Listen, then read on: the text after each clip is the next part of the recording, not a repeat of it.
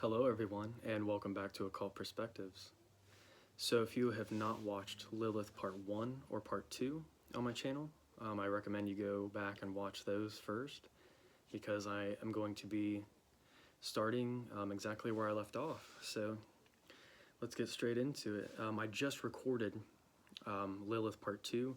That's uploading as we speak, so it's not even uploaded yet. I'm just going to go ahead and, since I have the opportunity to record some more, I'm going to go ahead and take advantage of that. I think I probably have about an hour or so. So let's get to it. So we know that beneath the light esoteric knowledge, there's this dark esoteric knowledge, and Thomas Carlson talks about this. The exoteric knowledge is the mundane science, the light esoteric knowledge is the light tradition, and the dark esoteric knowledge is the dark tradition. The dark path of initiation is indeed rare, since it leads out towards chaos, and few individuals are able to tread this path. The light esotericism leads back to the divine unity, while the dark esotericism leads beyond the divine. The Klipothic initiation is draconian in a dual sense. Draconian is generally translated as harsh or severe, which is a suitable synonym also of the draconian path. It is harsh, but it leads to worlds of singular beauty. The appellation of the path as draconian also indicates its direction. The light esotericism leads to a unity with male gods of the light, like Yahweh or Marduk. The dark esotericism, on the other hand, leads out towards primordial dragon entities such as Leviathan, Tihum, or Tiamat, who existed long before the gods of light, and who exist in the infinity beyond the divine light. To the initiated adept on the Klipothic path, the darkness of infinity is a hidden light, so infinitely brighter than the light of the gods that it is thus perceived as darkness. So the reason I was reading this is because I want to get into the alchemical process, and the Lilith is a part of that alchemical process, the Klipah of Lilith and Gamaliel, according to this, instead of Nama and then Lilith. This has Lilith as the Malkut, and then Gamaliel as the ninth sphere on the Tree of Death. When the adept enters the Klipothic tunnels, a process that corresponds to alchemy is initiated. The alchemical path of initiation has three main levels, divided into three lesser levels. There's the Nigredo, the black phase, Albedo, the white phase, and Rubedo, the red phase. The Nigredo corresponds to the material level and astral plane. Albedo responds to the mental plane, and Rubedo to the divine final goal. Occasionally, alchemists also use a fourth level called Citrinatus, or the yellow phase. Citrine is my birthstone, November. And if Citrinatus is part of the table, it generally denotes the mental level, while Albedo in that case corresponds to the astral level, and Nigredo to the material level. Further, they can be divided into 7 levels that correspond to metals and phases in the alchemical process of transmutation. The 7 phases correspond to the chakras of the Indian Tantra, energy zone through which the Kundalini serpent passes on its ascent from lower to higher states of consciousness. They also represent the 7 runes that symbolize the awakening of the adept according to the Gothic Kabbalah created by Johannes Burroughs in the 17th century. The Klipoth on the middle pillar, together with the 4 Kabbalistic worlds, can be connected to the alchemical process. So here we go. Calcination, as we said before, I showed you on that chart, the Klipothic Tree of Death. Alchemy is calcinado, or calcination. The Muladhara chakra, which is the root chakra. The metal is lead. The Klipah is Lilith, and the word is Asaya. So this is review, actually. We covered this in the last video. And then sublimation, sublimatio it's called. The sacral, or the Svadhisthana chakra. That's why I stick with the normal names typically. The metal is iron, and the Klipah is Gamaliel, Yetzirah, astral plane. I also just got a book on the Klipoth. I ordered it. It's like $30. It's one of the first ones that pops up on Amazon. I don't even remember exactly what the name of it is, but I think it's going to be a really good book, and I'm going to definitely read through that and share some of the information in that as well that I feel really resonates in conjunction with this Lilith and Nama information. We're going to figure out all this stuff. So it starts to talk about Klipothic initiation a little bit. According to the dark and esoteric lore, man should instead seek to fulfill the search for knowledge and leave Eden to find wisdom in the unknown. The last and 11th step reaches out to absolute mystery and beyond the limits of the universe.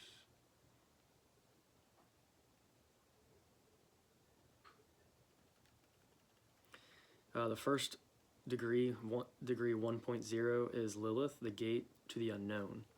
And then 2, Gamaliel, is degree 2.0. That's the dark dreams, astral magic, witchcraft, the mysteries of the dark moon, the dark goddess, because it's all lunar symbology, energy. Lilith is connected with, obviously, the lunar energy, the divine feminine. The dark divine feminine, the more primal, not so much the false, kind of,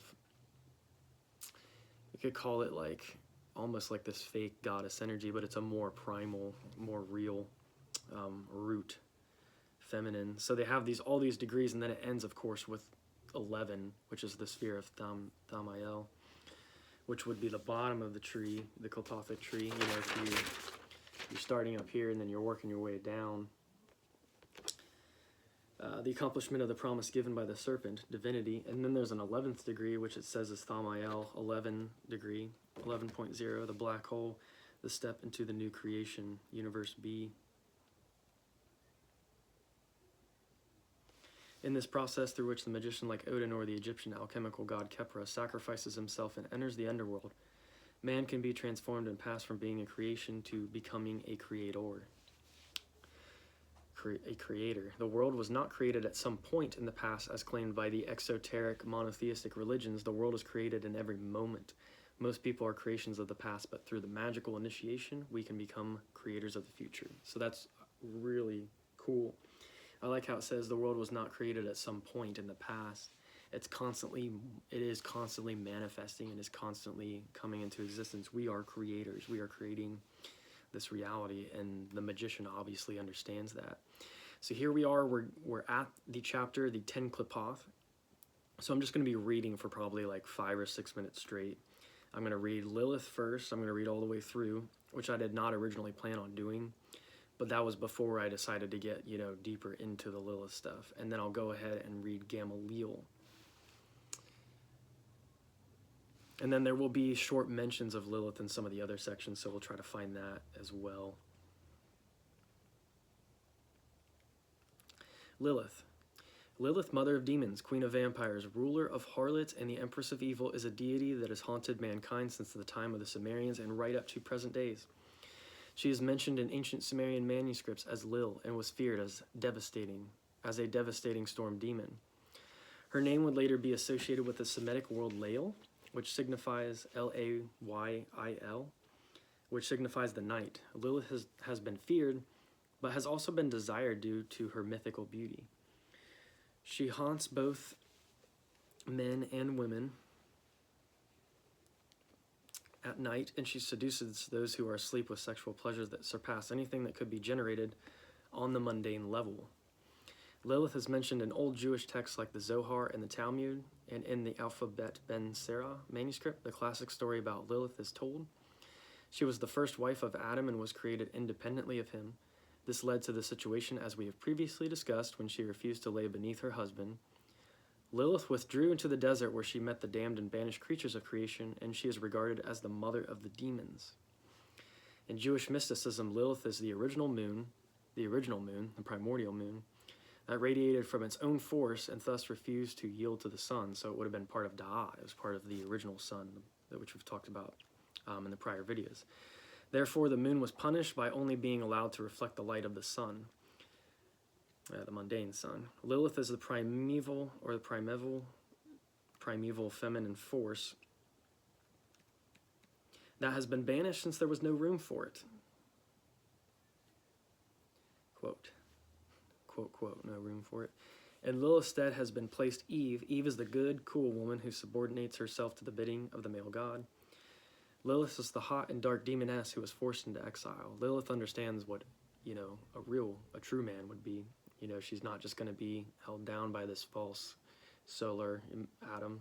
It takes if you really, want to respect a woman, you have to be complete in and of yourself. You have to have your masculine and your feminine energies balanced, and and that should be the case with both people in any relationship.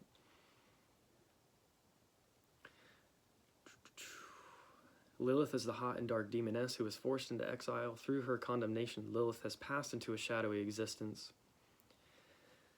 And become a Qlipothic existence. The lunar aspect of Lilith chiefly belongs to the Qliphoth Gamaliel, over which she rules.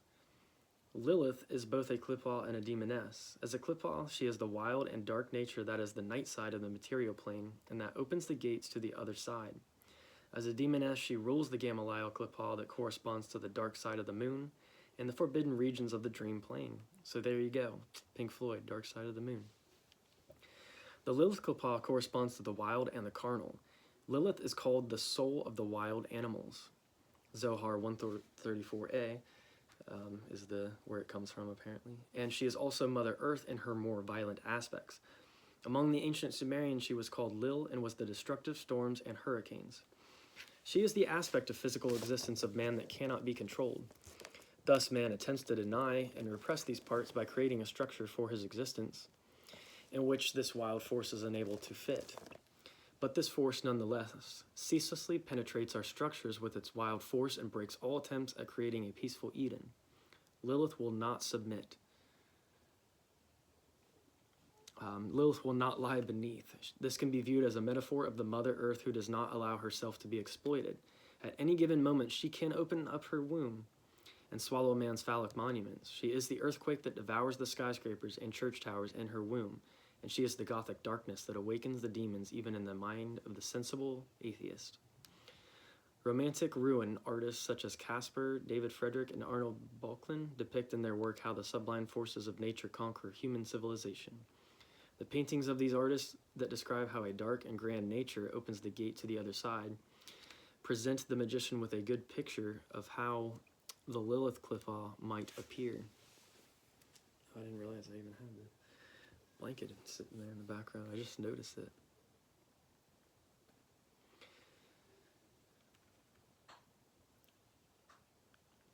So, of course, it's the gate. They talk about the gate, the cave. I just noticed my laptop battery is really low too, 11%, so we're still good for a minute. So there's this gate that opens up. It'll present itself to you when you're ready, when you're doing your travels and you're working into this next phase of your evolution on the path, if you're going to go down that path, where you enter into the womb of Lilith. Presents the magician with a good picture of how the Lilith Qliphoth might appear. Lilith is the mother of demons, and it is within her that the magician must seek the other Qliphoth. It is toward her that the dark magical pentagram is pointing. The pentagram of dark magic points down toward the earth, the soil, toward ancient times and the primordial. We were talking about that a little bit in the last video as well. That's kind of what I was wanting to gather my thoughts towards. It is here that one finds the Qliphoth. The Qliphoth are the reality that we refuse to see. A dark magician does not, like the adept of the light tradition, stare up to the heavens in search of some heavenly utopian world. It's more about creating your reality now. A dark magician gazes down towards the earth to seek the treasures that have been hidden for thousands of years. The womb of Lilith is the gate to the underworld, as we said before, and the spheres of the Qliphoth and the magician must penetrate into Lilith to be able to reach the unconscious regions in which unimaginable treasures, forces, and abilities can be found. So we see that emphasis on the penetration into these mysteries. It is also from her womb that the magician conjures the demons of the Qliphoth. The womb of Lilith is the grave that the dark adept freely enters, down into the kingdom of death in the underworld, and an initiatory journey towards rebirth. Actually, to find the Lilith Qliphoth is the first difficulty for the Qlipothic magician. Lilith is the anti-world to our mundane world, Malkut. This means that it exists in the middle of our world, but in aspects of which man is normally unaware. Through an exploration of the principles of which the mundane world consists, one can find the Lilith Qliphoth by going beyond and against these principles. The normal awakened state of mind is the basic level of consciousness in human existence. Sleep is the absence of the awakened state, and sleep is also the womb of the Lilith Klippa. Repressed parts of our mind appear in dreams and can often take on a demonic shape, reflecting both our desire and our fear.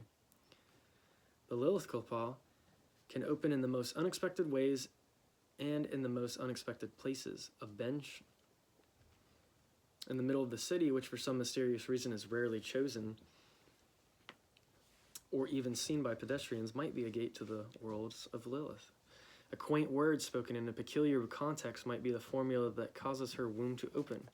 An effective way to contact the Lilith Klippa is to go out in the wild at night and meditate on the shadows and the darkness where objects are no longer visible and instead blur into a dark mist. This is where Lilith can be found.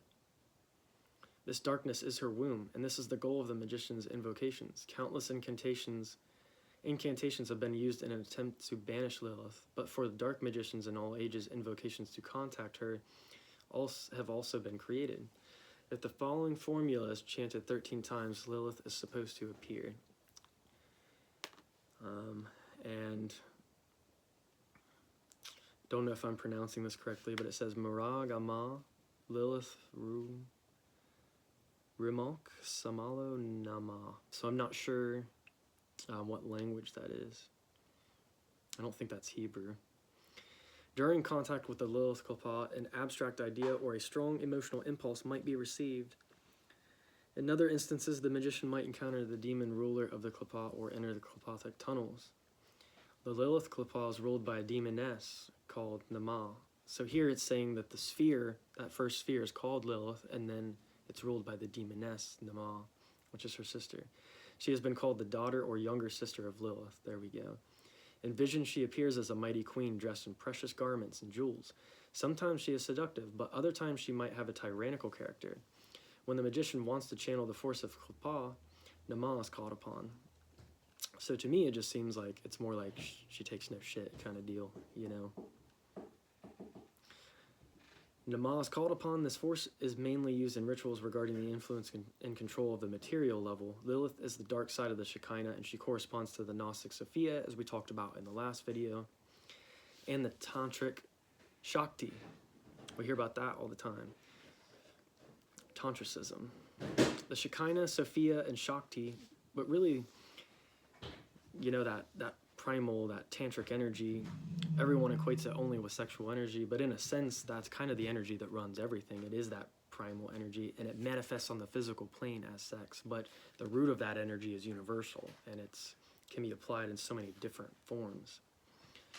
The Shekinah, Sophia, and Shakti are the wisdom and force that are concealed in the material plane. When she awakens, this dark and hidden goddess can bring man to the divine level. In myths, this goddess is compared to a serpent and corresponds to the terrible primordial force that existed at the beginning of time before the male god of light created the world. She is Leviathan or Tiamat, the ancient chaos that existed before the cosmos was created. And if you read like Madame Blavatsky's, you know, her works, you're going to learn a lot about that, the secret doctrine. There's a lot of information about that primordial creation story. So, the ancient chaos that existed before the cosmos was created, and the tantric or tantric tradition, Lilith appears as the goddess Kali. We talked about this before, K-A-L-I. Kali is the wild red force that dances in ecstasy and destroys with one hand and creates with the other. She is both the poison that brings sleep and at the same time the wisdom that can awaken. Kali corresponds to the latent volcano that broods in man and is called the Kundalini, which is often likened to a serpent or dragon. We see Kali connected with Zafkael as well. In tantric terminology, Lilith corresponds to the backside or inside of the root chakra. Muladhara, or however you say that, is the energy zone that is located between the anus and the genitals, which is where the sleeping dragon, Kundalini, rests. One way to contact Lilith is to meditate on this chakra. The Muladhara chakra is compared to a red lotus, and the magician should meditate on the backside of the lotus in this case. Here, the first Klippathic cave can be found in which the dragon rests before its awakening. And those of you who know anything, you know, about about sex magic and the utilization of these energies in a proper context, and how you can use that in accordance with your true will. There is a lot of power in that. There's a lot of secret in that can be unveiled. So that took me quite a minute, quite a few minutes. That was talking about the whole sphere of Lilith. And then the next sphere is Gamaliel. I'm going to see what other notes I have mentioned here, though. Before I read that whole section, because that's going to take me a minute to get all the way through that. It's not quite as long as the Lilith one, but it's still pretty long.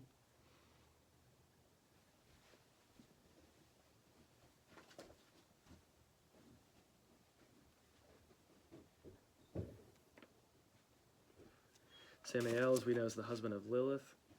The epithet, he is the epithet of the devil. He's the angel of death, which is interesting because when I was a kid, I wrote a lot of fiction, and that was one of the characters, one of the villains, actually.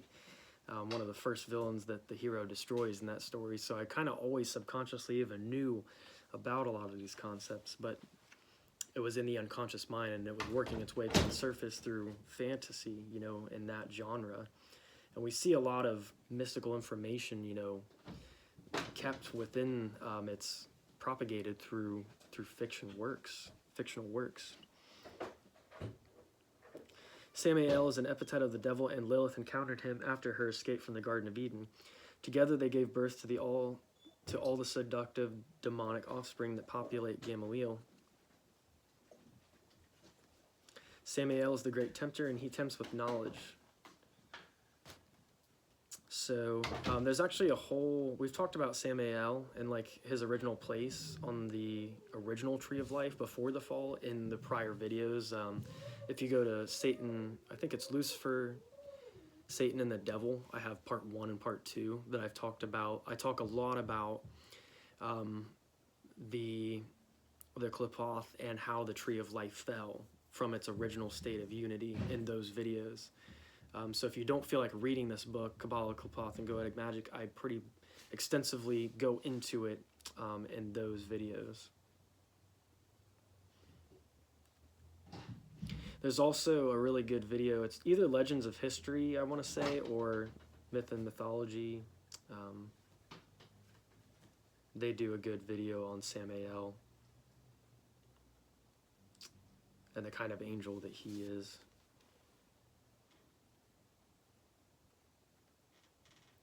Yeah, referred to as the poison of God.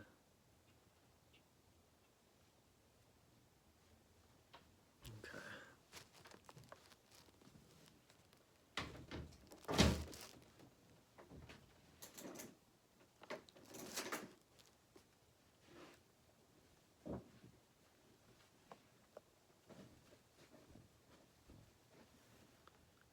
Somewhere on page 124.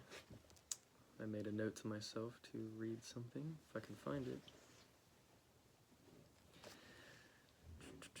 Okay.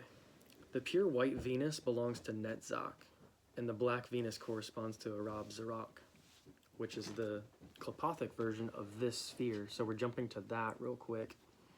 So it'd be here, if we're flipping it upside down. The black Venus is called the Venus Illegitima and is the goddess of perversions. Her love is sterile on the mundane earth level, but it is fertile inside the magician and on higher levels. Through her, the magician can be born into the higher worlds. The magician is born as his own child and becomes one with his higher self, or daemon. The Venus Illegitima is the mother of this daemon. Demonic offspring are created by a sexual unity between earth and spirit beings. The Nephilim of the Bible that they talk about, which aren't necessarily literal giants. Some people say they are, and some people say that it's more their presence and their stature and their power. That's what they're referring to when they refer to giants. Damien Eccles has a video on a good one on the Nephilim. They were born from the meeting between the sons of heaven and the daughters of earth. The magician's higher self, or daemon, belongs to the next level. So that is an interesting little note right there. Go to page 131 now, it looks like.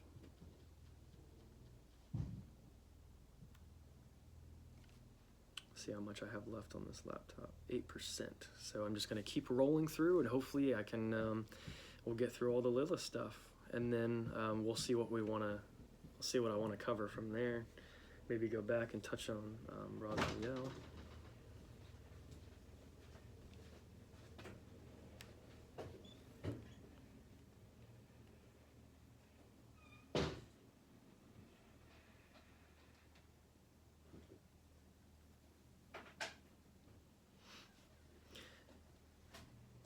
In the Sumerian tale of the descent of the goddess Inanna into the underworld, this is talking about the sphere of the highest Qliphoth, of those that are below the supernal triad. Gashabala? I don't know how you pronounce that. Gashabala?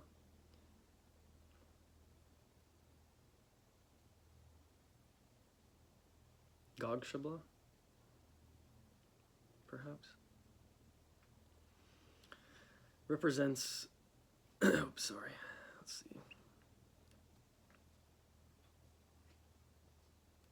In the Sumerian tale of the descent of the goddess Inanna into the underworld, she passes 7 gates before she stands before the throne of her sister, the goddess of death, Ereshkigal.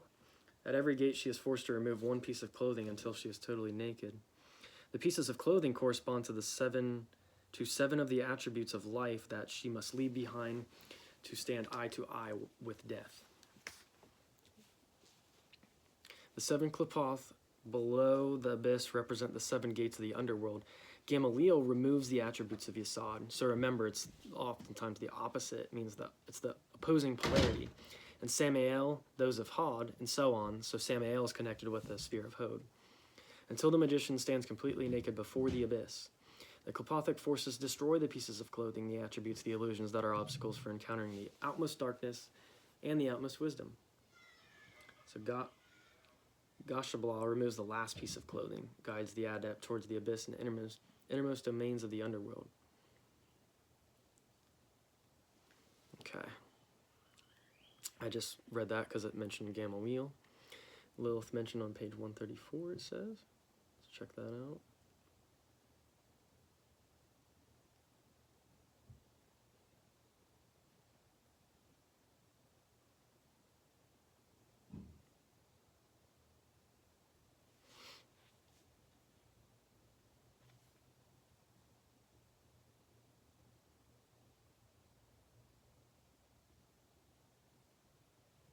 Not seeing anything specifically about Lilith on that page. There she is.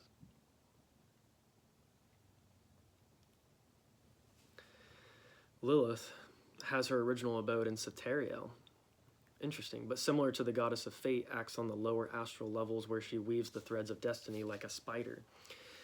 Interesting. Bina and Sateriel correspond to the gods of time, Kronos and Saturn, who are the ones who execute the rhythm of destiny by the movements of the moon on the lower levels.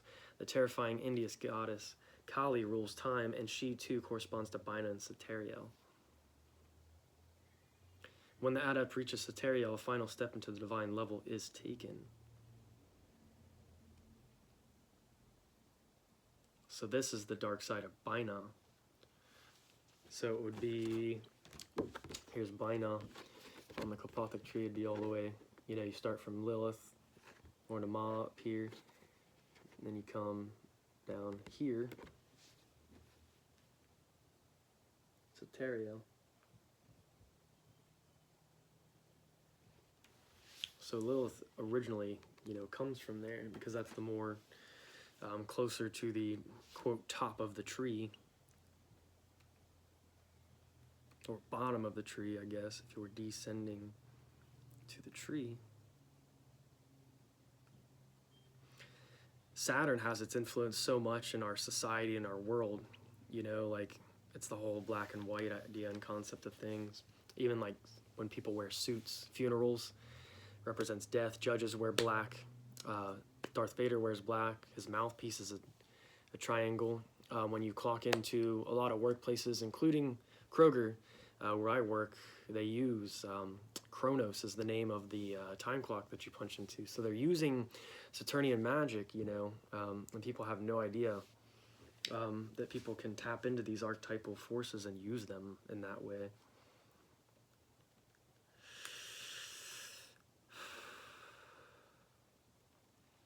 So Lilith is mentioned on page 138 as well.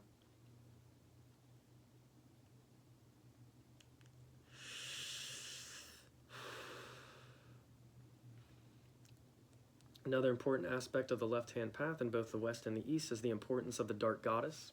Lilith and Kali are the Black Mothers, and their womb is the actual source towards which the dark magician strives in order to be reborn as his own child and his own creator.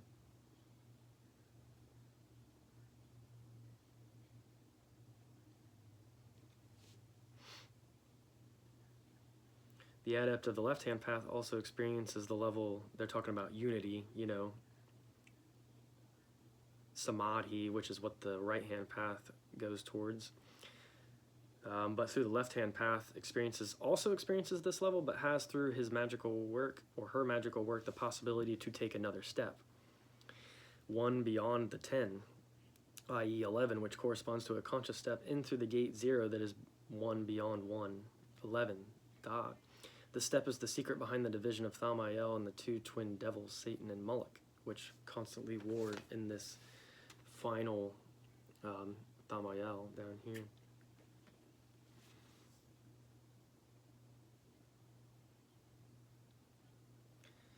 The step beyond Kether and the Samhara is symbolized by the black diamond. Crowley describes the black diamond when reflecting on the number 0. It is invisible yet contains light and structure in itself. The black diamond represents the ultimate freedom of the left-hand path by offering one further step than the right-hand path.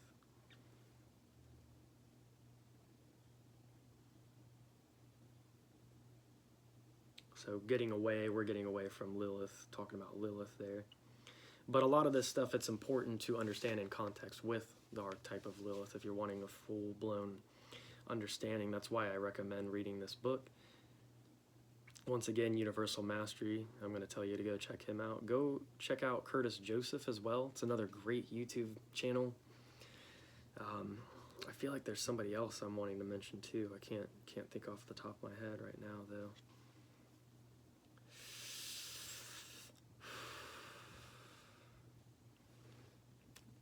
Magical Luxor, I think, is one of the guys that I started watching his. He's got a really good channel as well. I've mentioned him in previous videos. Hope his channel's doing well. I need to go and check his stuff out. So that was 140, okay, end of page 141.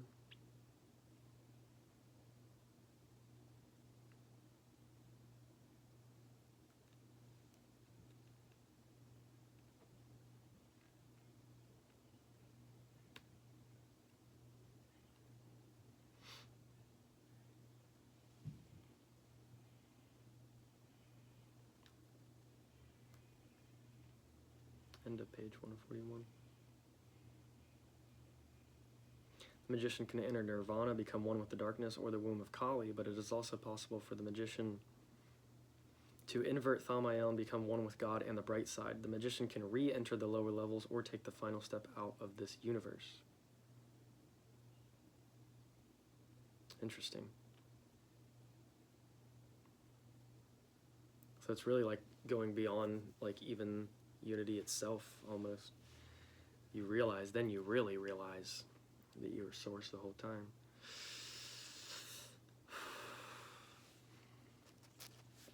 So the rest of this is, there's some invocations in here. And I was thinking about reading them, but I don't think I'm going to read them for Lilith. If that is something that you want me to do, I can, but like I said, this book's free online. Go and check it out. Read the invocations of Lilith. There's the Lilith invocation, and then there's one for Nama as well, I believe. Yeah, the Nama invocation and then the Lilith invocation. A few notes on page 150 and 151 I wrote.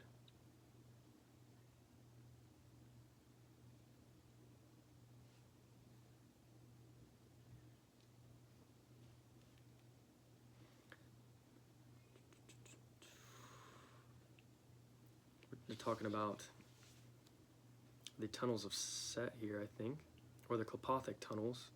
I think those, I think that's synonymous. but I'm not 100% sure. The names on the tunnels also denote those entities that rule the tunnels in the same way that Lilith and Samael are both worlds and demons. So they're worlds and demons. The paths in the tunnels are thought to correspond to tarot cards and Hebrew letters in various ways. Kenneth Grant, he based the correspondence on the tarot as developed by Crowley. Okay, so there's another note over here. This tunnel, or its Sephirotic equivalent, does not exist in the original perfect tree of life before the fall. This is the path down to the material level from the astral plane. On the original perfect tree of life before the fall, neither Malkuth, Lilith, nor the material plane existed. Instead, man lived in an astral garden of Eden, which represented Yesod. Only when Da'at fell from its original location was the material plane born. So really, if it all wouldn't have happened, if the fall wouldn't have happened, there would have been no growth. There would have been like no evolution. So really, like this whole thing, it's a necessary part of the process. On this perfect tree, this path or tunnel linked Da'at and Tiphereth. After man had eaten from the fruits of knowledge, Da'at fell into the abyss, and Malkuth, Lilith, came into existence. The tarot key that corresponds to this path is the world. This card illustrates the birth of the material plane. The woman is the card in the card is the fallen Sophia or Shekinah. This is the cosmic force Shakti that is manifested as Maya, the mother of illusions and dualities. We talked about Maya being illusion. Sophia, Shekinah, Shakti represents the knowledge that is Da'at, which is manifested from vision, Kether, Hokmah, and Baina, the supernal triad, to reality through force and action. That's where the all-seeing eye, the triangle, comes from, you know, if I'm doing it right. It's the supernal triad, it's always watching. This path or tunnel, so Da'at, which is manifested from vision to reality through force and action. This path or tunnel represents the stage when an idea is finally manifested on the material plane. This path or tunnel also represents birth, such as that is when the child is separated from the body of the mother. The planet Saturn, which corresponds to this level, represents the principle that cuts the navel string. In this is the final step in the separation of man from God after the fall. The descent from the astral level of Yesod to Malkuth represents the expulsion from the Garden of Eden. It is on this level that Eve becomes fertile and gives birth to her child. Eve loses her astral virginity on Yesod and becomes the fertile mother. Eve on the material level, the banished Eve who has become a mother, belongs to Malkuth. She is the woman who, through her pregnancy, gives birth to a body from her body. So this is page 155. And is thus the principle of duality and matter. The opposite of Malkuth is Lilith, the dark shadow of Eve. She is not the mother, but the slayer of children and a representative of the phase of menstruation. Lilith does not give birth to physical children, but uses the fertile force for magical ends. She absorbs the force from menstruation and the semen of men to direct it towards the dark abyss. In the middle of this abyss is Lucifer. So a lot of, when the dark entities take advantage of you, it's Lucifer who's gathering all this energy. And Jeremiah, Universal Mastery, he'll tell you about that. He'll talk about that. To ordinary people, there's this whole, here we go with the vampire origin. To ordinary people, Lilith is a vampire, but to the dark adept, she's an initiator who leads the adept towards the dark illumination. Lucifer is an embodiment of the Dracon principle, the divine all-seeing in which will and reality have become one.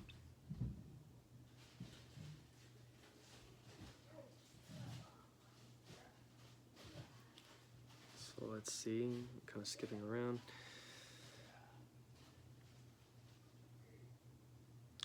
Thanatos represents the first steps on the dark alchemical process of giving birth to oneself.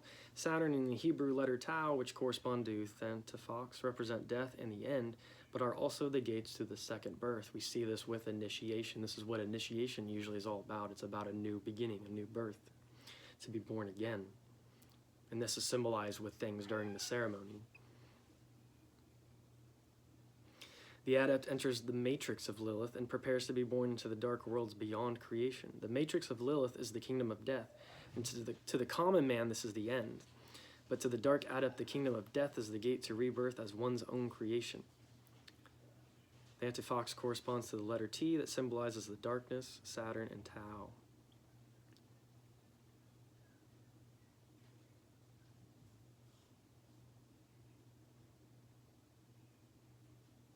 T sign is connected to the Greek omega, and both letters denote the turning point where death and life converge at a crossroad.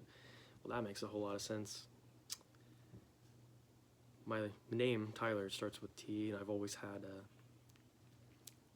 kind of like in between worlds, you know, kind of experience. I've always, you know, known there's more. Always been kind of definitely in this world, but not of it, so to speak, like Jesus would say. They represent the womb, the matrix, and the fallopian tubes. On Thuntifox, the magician might encounter vampires and other entities which exist in the in-between zone between the dead and the living. Vampires have their soul in the dark astral kingdom of death on the Gamaliel Klippa, but they are active on the material plane through Thuntifox. So these entities that can be blood drinking, sucking other people's energies, by this they can uphold an illusory existence.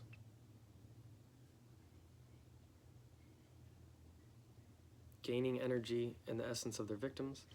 The vampire sucks out this essence on the erotic level. The vampire tries to suck in the energy that is released during orgasms, and the vampire often appears as sexually attractive.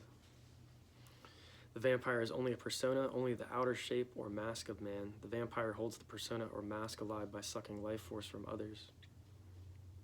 Public persons and artists might become unconscious vampires who give up their own existence and personal core to use it to feed the outer picture of themselves. They are feeding on an outer confirmation, the energy that they receive from their surroundings. They must constantly suck in more energy to satisfy an increasing inner emptiness. Dark adepts, on the other hand, use vampirism as a form of dark alchemy. The vampire, just like the alchemist, is someone who has reached immortality. The adept uses the erotic visions of Thuntifox and other Klipothic tunnels to direct his energy into the dark spheres. The sexual energy is refocused from the reproductive instinct to the process of self-deification. The vampirism of Lilith is, for the dark adept, an initiation of the sexual energy where the energy is directed from pure reproductive instinct to the draconian clear seeing. Eve represents biological maternity and sexuality as reproduction. Lilith represents a form of sterile sexuality directed towards self-deification and pleasure. So it's more for consciousness ends rather than material manifestation ends. She is the mother of demons rather than physical children and uses her erotic power for magical ends. Okay, what page is that? 157. And then there's a whole visualization you can do here as well. There's also interesting stories. If you go into the second half of this book, they go into goetic magic and some people's experiences with invoking demons. And like one guy was able to talk to a bird in the forest because he invoked a certain demon that had to do with that. Can't remember which one it was of the 72 goetic demons. There was another one where they worked near the ocean and then they had a dream of the demons later that night. There was a mermaid entity, and I forget how the other one appears, but their will had been manifested. There's a couple unique stories at the end of this book. That's why I recommend reading this book, of course. So I'm going to go back up. I'm going to read. Sorry, not lead. The Gamaliel Klipoth, and then we're going to end this video. This is going to be. I think I pretty much covered Lilith as extensively as I possibly can. There's some things in the Golden Dawn book that it talks a little bit about Lilith, but it's a lot of review of what we've said here. So maybe in a future video I can go over Klipothic notes from the Golden Dawn's perspective. This has all been from Kabbalah, Klipoth, and Goetic Magic by Thomas Carlson. So most of this knowledge, this is all coming from his book. But I will go ahead and read about this technically the second spear on the Tree of Death, the first one being Lilith, according to this book, and then the next one being Gamaliel. So Lilith's influence continues into the next Klippa. Here she has taken a more personified shape as the ruling demoness of Gamaliel.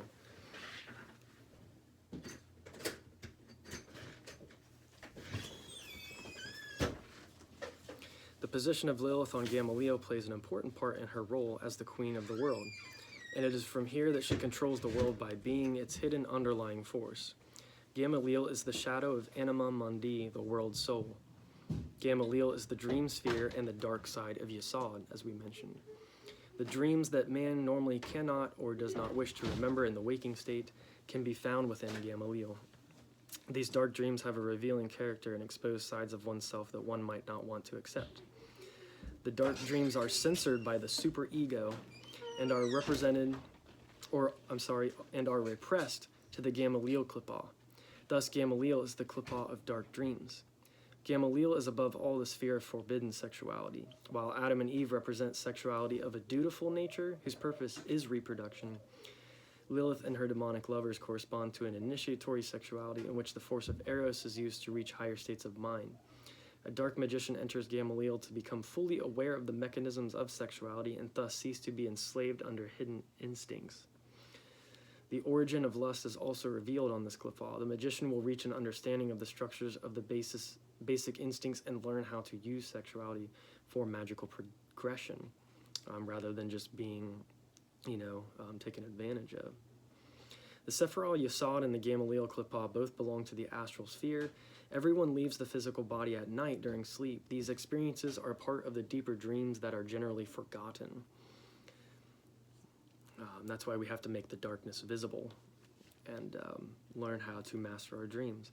For a magician, it is of great importance to remember these dreams in order to control them and consciously reach the astral plane.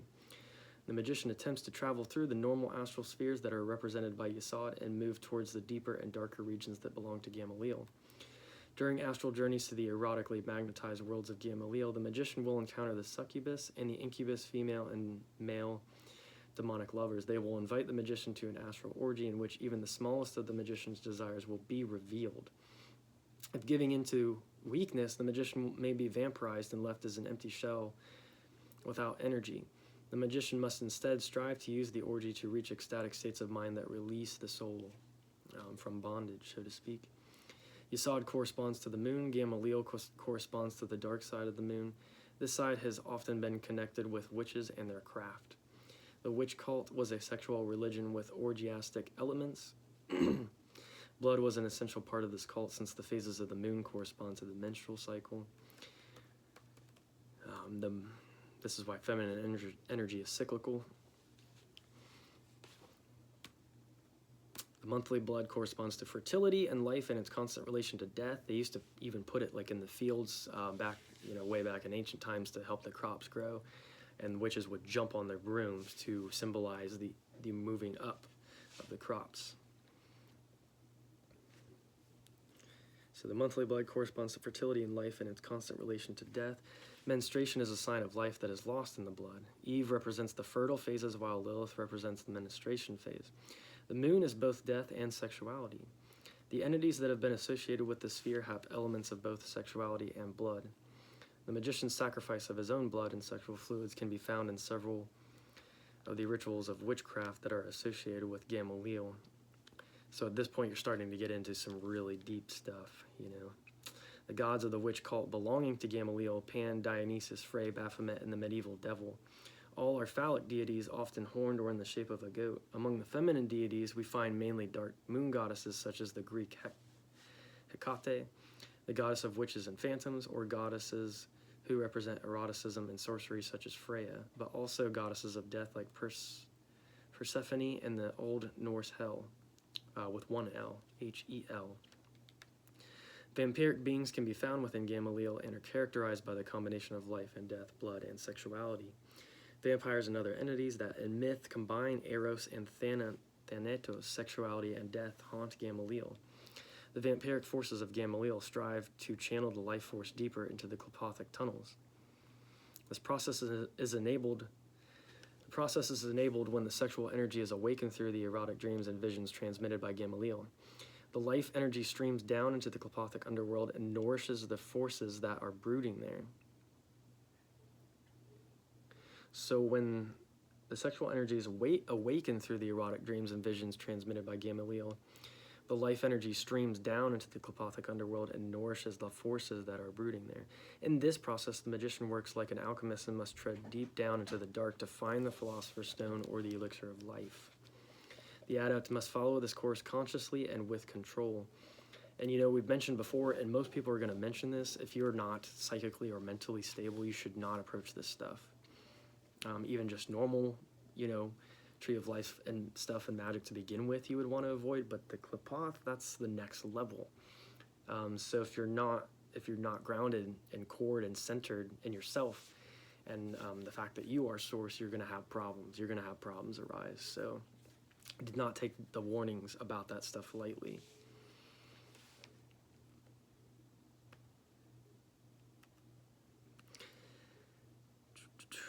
The adept must follow this course consciously and with control. If this occurs unconsciously, one's personal power might be lost in the unknown.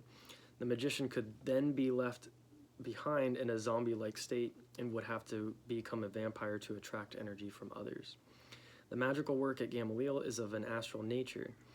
It includes astral traveling, conscious dreaming, and conjuring of the succubus and incubus. To explore Gamaliel, one could use one's discipline to stay awake for a couple of days, something that may cause vivid dream images to arise. A magician should also experiment with sexual abstinence for extended periods of time to increase the sexual energy and thus enable a stronger contact with Gamaliel. That's just something magicians should understand to begin with. There's so much manifestation properties and potential energy that exists in sexual energy. So through sexual transmutation, it's the proper usage and channeling of that energy into your goals and desires that's so powerful. And this laptop is about to die, so I'm going to read this and then we're going to end the video. Got a lot done today. The focus of the meditation of abstinence should be on the Svadhisthana chakra, which is located at the genitals. This chakra corresponds to Yesod Gamaliel and is compared to an orange lotus flower. The magician should especially focus on the backside or inside of the chakra. The stage reached by this operation is very suitable for conjuring the succubus and the incubus, but above all, the demon empress Lilith herself. Lilith can be conjured through the incantation mentioned above. She appears as a beautiful naked woman. Sometimes she appears with a serpent's body from the waist down. In some instances, Lilith might appear as a vampire queen or as a spider woman weaving a web of dreams. And we often think of physical reality, you know, even as being, you know, it's this cosmic web.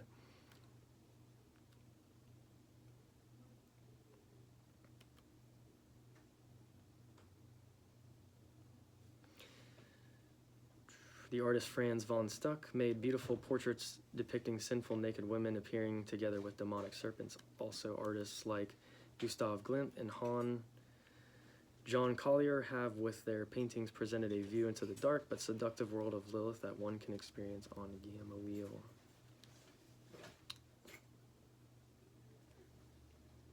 So that goes, that wraps that up, and I'm not sure what video we'll be covering next time, but until then, if you enjoyed this video and you're not subscribed, please make sure you subscribe, click the like button, and click the notification bell if you want to be notified of new videos. So thank you for being a part of this journey. We're all learning together, we're all growing, we're all evolving. So, yep, it's all part of the process. So peace and blessings. Until next time.